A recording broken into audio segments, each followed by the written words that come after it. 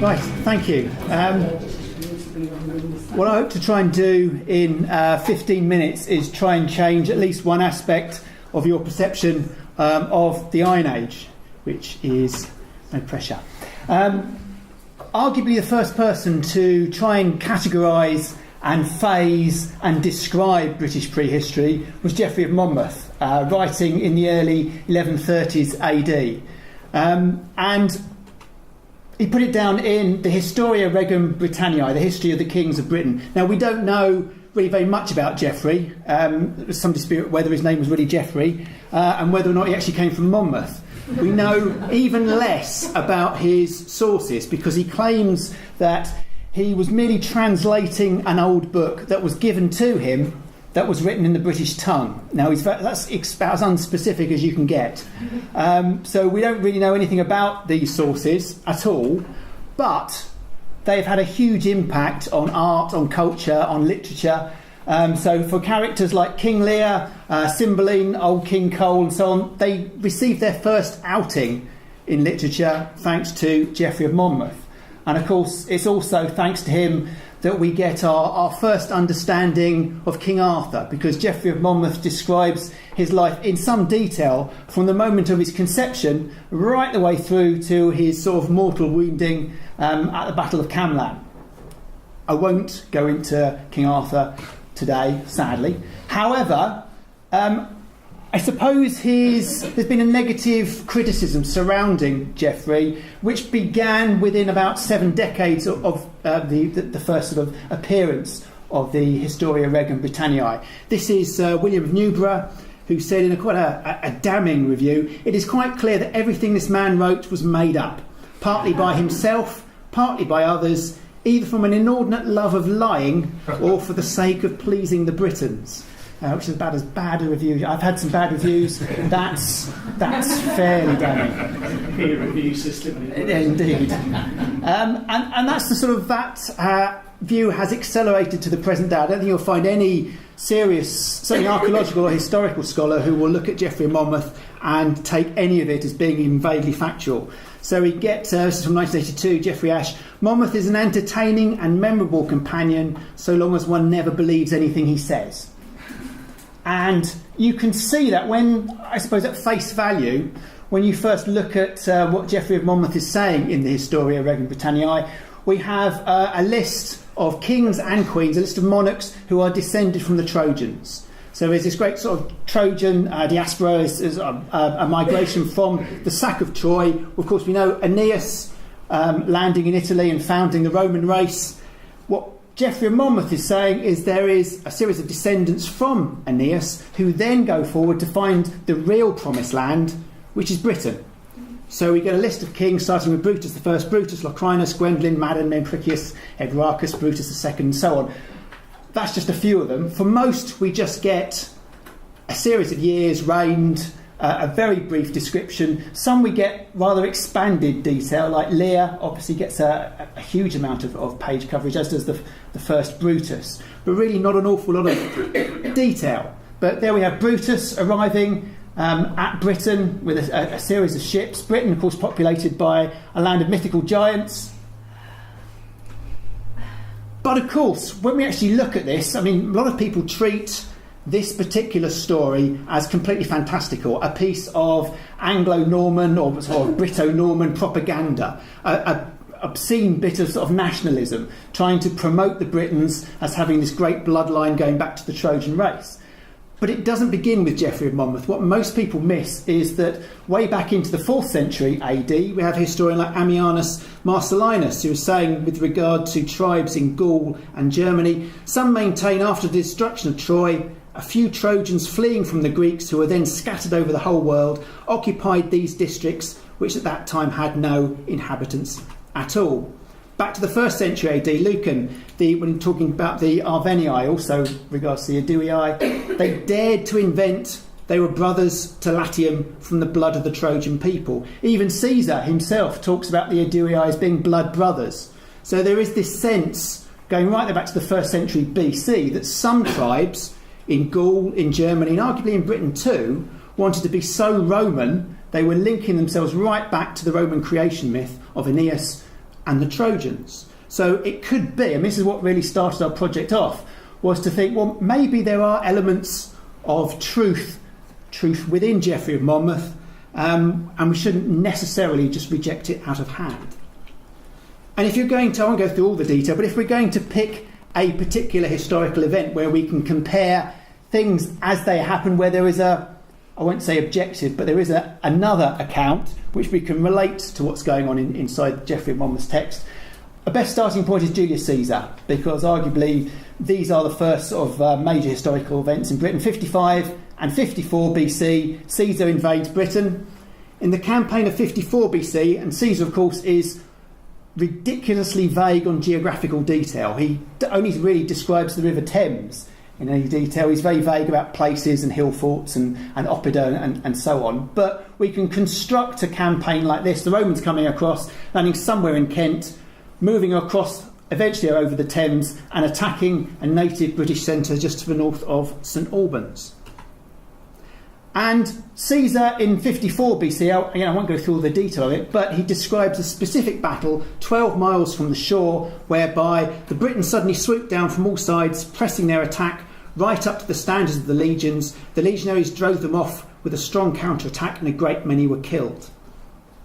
And in this account of 54 BC, there are three key protagonists. Unsurprisingly, Julius Caesar is the hero. He's writing this account, therefore he is the great Roman super being. Cassivellaunus, or Cassivellaunus as we tend to refer to him today, is the leader of the British resistance. He's the bad guy. He's the one who's leading a series of wars against his immediate neighbours. He's an aggressor. And there's Mandubracius, who's a prince of the Trinobantes tribe, who is pretty much, he's a quisling. He sides with the Romans, he provides tactical information, he wants Caesar to defeat Cassivellaunus, his enemy, and protect his tribe. Now when we look at Geoffrey of Monmouth, we get the account of 54 BC. Cassivellaunus marched to meet them with the whole of his force. Now, of course, this is written from a British perspective, therefore we are seeing it through their eyes in Geoffrey's account. He reached the town of Dorabellum, which is handy because that's a geographical place name of the sort Caesar doesn't give us. With him was Belinus, the commander-in-chief of his army, Androgeus, Duke of Trinovantum, Tenvantius, Duke of Cornubia, who were the two nephews of Cassivellaunus. Then, and one of the great things if you do sit down and read Geoffrey of Monmouth, it's not an easy read, I'll give you, but you can spot plagiarism, what we would define today as plagiarism really clearly. There are king lists, dynastic lists, there are epic poems, there are segments which clearly there's a change in style, a change in focus, a change in diction, all the things we're trained as academics to spot in assignments, where you can see things have been cut and pasted. Anyone here would do such a thing, obviously. But this is one such instance. We get a massive diversion into sort of epic territory. Two armies drawn up in battle array. The Britons engaged the enemy in hand-to-hand combat, matching javelin with javelin, sword thrust with sword thrust. On both sides the wounded fell in heaps, with the weapons of war sticking in their entrails. The earth was drenched with the blood of the dying, as when a sudden southwest wind drives back the ebbing tide. I ask you to keep that picture in your mind for the moment. So in this account we've got three protagonists: Julius Caesar, Ilkesar, who's the Roman invader, the bad guy; Cassivellaunus, who's the leader of the resistance, the hero; and Androgeus, who we can equate with Mandubracius, it's a garbling of that name, who is the Duke of London, who's a relatively minor character. Now, what we find a couple of pages on is the invasion of 54 BC again. In fact, if you look at Geoffrey, you get 54 BC invasion, then the 55 BC, then 54 again. And the reason you get it duplicated, is because Geoffrey evidently didn't realise he was looking at the same account, or looking at the account of the same invasion, but written from a different perspective. Therefore, details have changed, the nature of combat has changed, and the hero of the story has changed as well.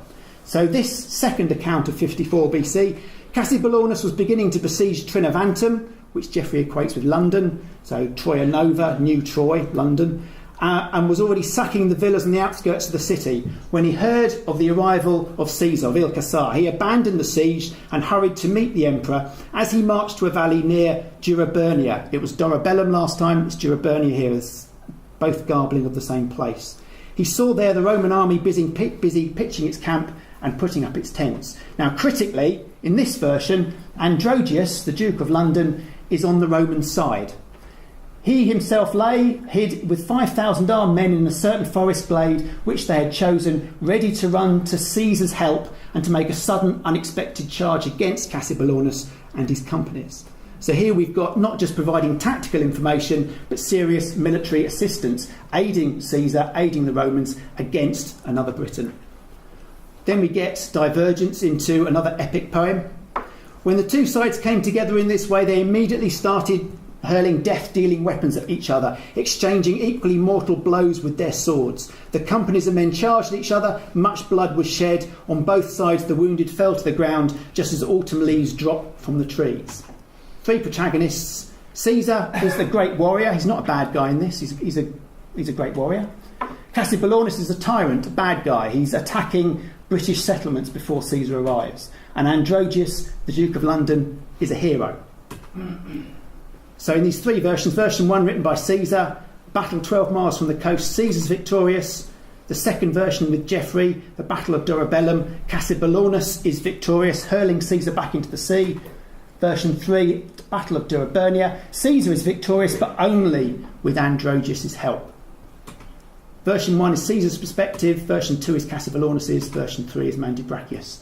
Now, Geoffrey didn't realise we were looking at the same account from two different perspectives as he integrated them into his text. And knowing that helps us to explain some of the rather curious titles. Duke of Cornwall, Duke of London, King of Wales crops up time and time again. Cornubia, Trinovantum, Cambria. And that gives us a great geographical spread across southern Britain. Of course, when we actually look at these characters from Geoffrey and Monmouth and the archaeological evidence for them, Tenvantius is Tasciovanus. Tasciovanus is not King of Cornwall, he's King of the Catibalonia. Dun Vallo Molmutius, King of Cornubia, Trinovantum and Cambria. Dubno Vilornus, King of Cativalorni, Trinovantes and the Cantiaci. Rud Hud Hudibras, fantastic name, King of Cornubia and Trinovantum, Adenomarus, King of the Cativalorni and the Trinovantes. It's not Trinovantum, Cambria, Cornubia, it's the Trinovantes, Cativalorni, Cantiaci. It's that area that all these stories are being generated from. And what Geoffrey's doing is putting it through his medieval mindset, names that make no sense or have been irrevocably garbled, and spreading it from Cornwall, Wales and London. That's not the original. So when we know that, we can see Brutus is arriving to form not London, but the Trinovantes. This is part of their origin myth, linking them back with the Trojans. And what is also missed is in that story, we get Corineus, who is a great warrior, arguably better than Brutus. He's got his own subsect of Trojans who meets up with Brutus en route to Britain, founds a kingdom which most, Geoffrey included, thought was Cornwall. It's not, it's the Cativalorni.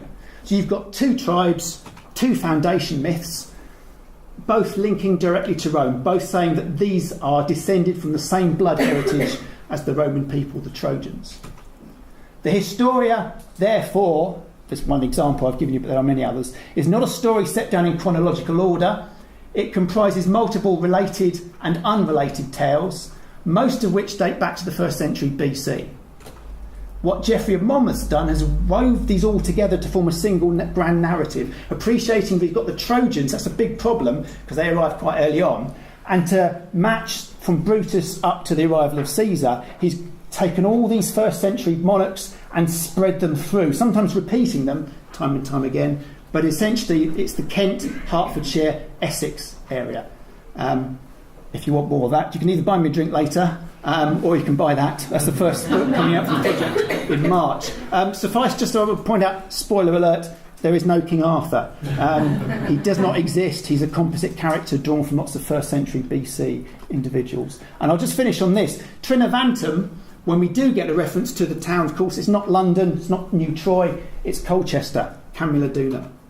And so when Geoffrey has statements like this, Cassibellaunus, elevated with joy for the second victory, getting rid of Caesar, summoned all the nobility of Britain and their wives to Trinovantum in order to perform solemn sacrifices to the gods, who'd given them their victory over so great a commander. Accordingly, they all appeared and prepared a variety of sacrifices, for which there was a great slaughter of cattle. At this solemnity, they offered 40,000 cows, 100,000 sheep, fowls of every single kind without number, 30,000 wild beasts of several kinds. As soon as they performed these solemn honours to their gods, they feasted themselves on the remainder, as was usual at such sacrifices, and spent the rest of the day and night in various plays and sports. Now, moving aside from that numbers of hundreds and thousands, what we're seeing there, I would argue, is a genuine event from the British Iron Age. This is something that doesn't appear in classical sources, and irrespective of how this is transmitted down to the 12th century AD, whether it's oral tradition or whether it's in books or writings or things that don't no longer survive, what we're seeing here is something that the Britons enacted, they remembered, they recorded. So this is an event from a period of the Iron Age which we still mistakenly refer to as pre-history. Thank you.